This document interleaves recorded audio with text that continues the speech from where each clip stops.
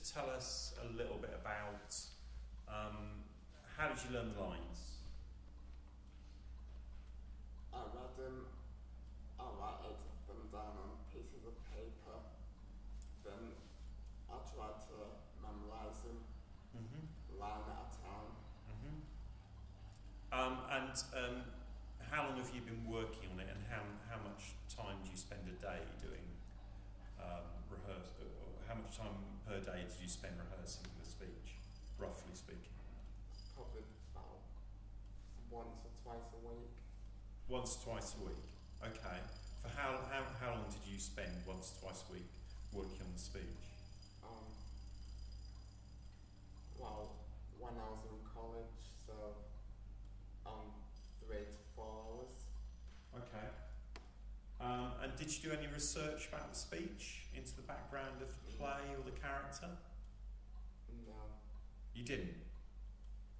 No. So in terms of your preparation, you learnt the lines. Did you do anything else to help you prepare it? Just tried to memorise them as best as I could. Okay. To my abilities. Okay. Did you do any character work on it? I tried to, but I found it kind of difficult. Okay. With my voice. Okay.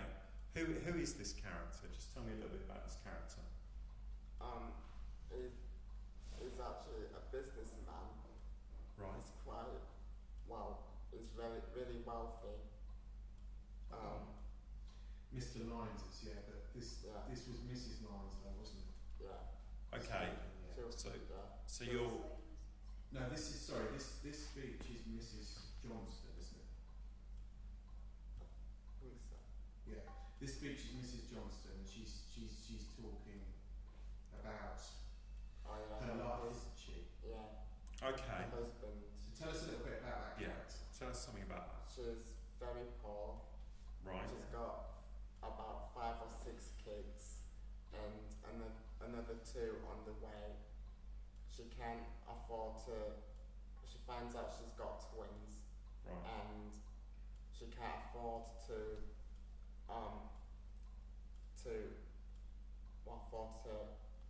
raise both of them. So she ends up selling one of the children to her boss. Okay.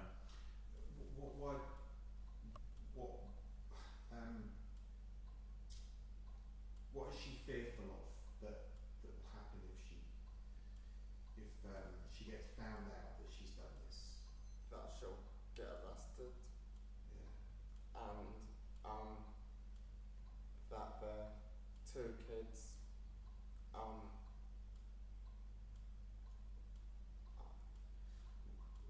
What does Mrs. Lyons tell her that will happen if the 2 boys ever find out the truth? if they find out the truth, they'll end up dying Okay. of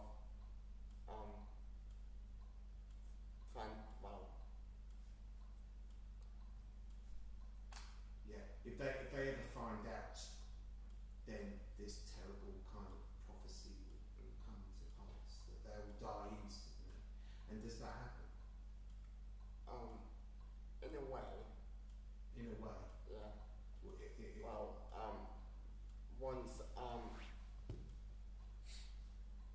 can't remember which one's the name of the twin, but he's on tablets, and he ends up taking himself off the tablets, and then he finds out of the other twin's mum that she had to give one of them up. yeah.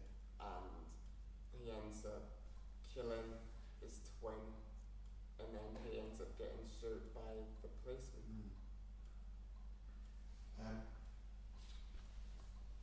what sort of time was this written? Can you remember? 1960s. And what were the conditions like at that time? Which Yeah. town is it? Which city is it we're talking about? Liverpool. That's right. And what were the conditions like for people in Liverpool? There was a lot of people in slums. And what are slums?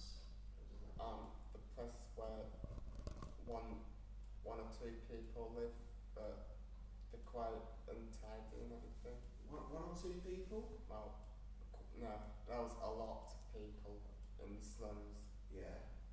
And what was it? It wasn't just untidy, was it? I mean, what was it about the slums that was a lot worse than what we would That was, accept it was today? smelly, Yeah. But why was it smelly? because everybody was, well, virtually dirty because they weren't earning much money to live on. Yeah. And